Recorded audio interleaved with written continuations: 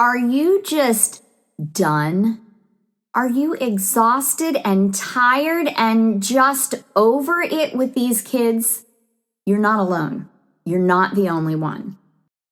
In this episode, I'm going to give you some mindset shifts that will help you get through to the end of the school year. Keep listening.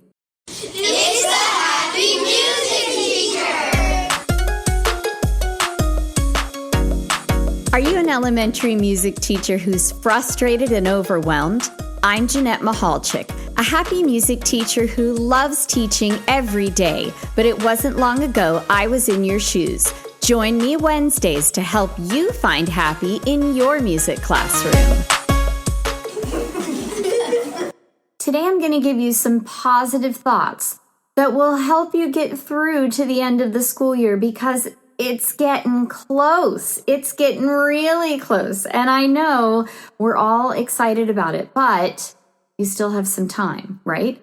And your kids are done and you're done. And it's not good. So what I want you to do today is I want you to sit back and think of all the positives in your job. First of all, music is fun. It should be fun. If your music classroom is not fun, if you are not enjoying yourself in your class, then maybe you need to rethink. And I don't mean rethink your job. I mean, rethink the way you're doing things because music should be fun. It should be exciting. The kids should be excited. You should be happy and excited. And I would love to help you with that. If you are struggling, you reach out to me. If you have specific questions, you can go to my website, thehappymusicteacher.com/podcast. And right at the top, there's a little yellow button that says Ask Me Anything, and I will link to it in the show notes as well. But you can ask me any question, and I will address it right here on the podcast just for you. Because you know what? If you have that question, probably other people do as well. If you don't want to do it that way, but you just have like a general question that you want to ask me, you can email me, Jeanette at thehappymusicteacher.com. I am happy to help because I want you to love teaching music as much as I love teaching music because I really do. I enjoy it almost every day. That doesn't mean that I don't get it wrong sometimes. It doesn't mean that I don't have epic fails sometimes. But I am here to help you and support you, and I want you to enjoy your job. That is my purpose. So let's think about some positives. Number one, for the most part, you get to plan and do what you want. Nobody comes in and tells you what to do. Nobody comes in and says, well, you need to teach meter this month, and by next month, you need to be on to rhythm. And if the kids haven't gotten meter yet, oh well, nobody does that. There is not a stipulated curriculum for music unless, maybe somebody has that, but I know most of us have a very kind of nice fluctuating type of schedule, and that's really great. And if that is a struggle for you, if you are full of that, frozen indecision and you just can't make decisions, you have trouble figuring out curriculum, which again, you're not alone. A lot of people have that struggle. We have a curriculum map that we designed within the Happy Music Teacher Academy, and you can grab it for free just by going to thehappymusicteacher.com/curriculum. And it is called Musical Maps, and you will get the curriculum guide for all the way kindergarten through 5th grade, along with some suggested units. So that is good stuff. So don't stress if you don't know what to do with that kind of thing, but think about that. We get to plan and do and kind of use our students as a guide, and that is an amazing thing about being a music teacher. Number 2, you run the show.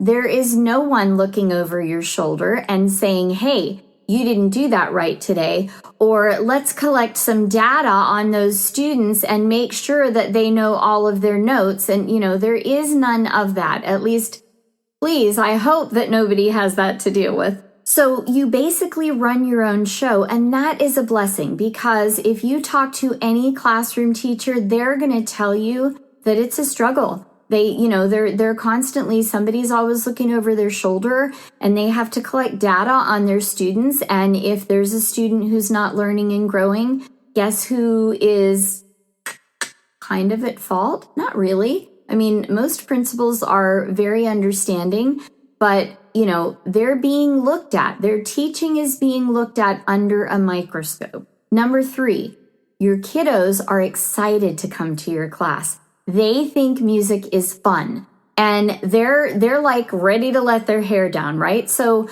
I want you to think about that they think it's fun, and it should be fun. It should be exciting. They should come in with smiles on their faces. They should come in excited and ready to go.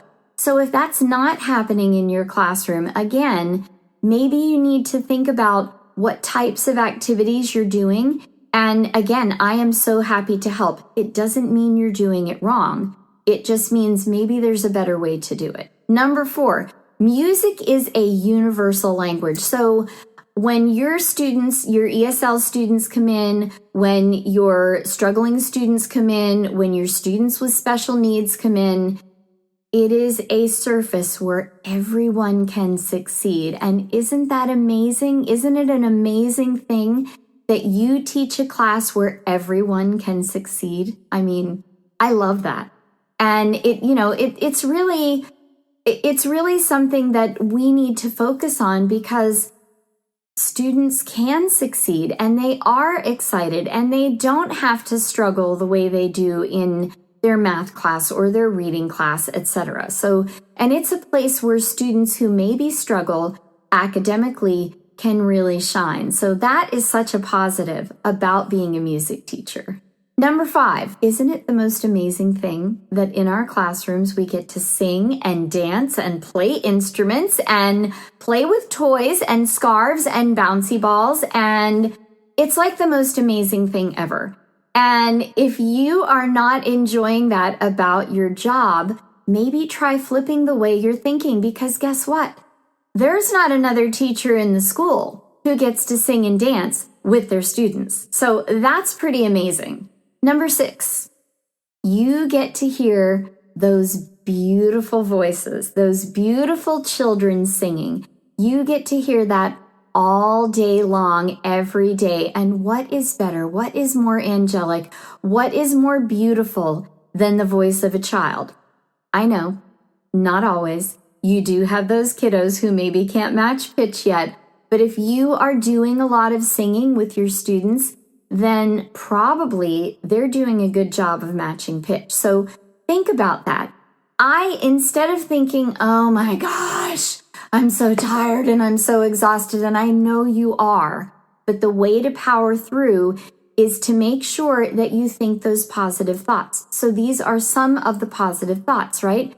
You get to sing with your students. You get to dance with your students. You get to listen to those beautiful angelic little voices. And number 7, you get to watch your students learn and grow throughout the years. If you are in a K-5 school or a pre-K-5 school, then you have that unique opportunity to watch them learn and grow from the time they're wee little all the way up until they're in 5th grade, and you get to establish those amazing relationships with your students. They are going to remember you because they had you for 4 or 5 or 6 years, and that is an incredible opportunity. That's it for today. Let's go back and do a real quick review. Number 1, for the most part, you get to plan and decide your own curriculum. Number 2, you don't have anybody watching over your shoulder to tell you what to do and how to do it. Number 3, your kiddos hopefully are excited to come to your class. Number 4, music is the universal language. Number 5, you get to sing and dance and move and play with toys and do all the things with your kiddos. Number 6, you get to listen to those beautiful angelic voices. And number 7, you get the unique opportunity to watch your students learn and grow for at least 3 or 4 or 5 or maybe even 6 years. What a blessing. This podcast is a proud member of the Teach Better Podcast Network. Better today, better tomorrow, and the podcast to get you there. Explore more podcasts at www.teachbetterpodcastnetwork.com. Well, that's all I have for you today. But before I go, I want to remind you, keep learning, keep growing, and keep being fabulous you.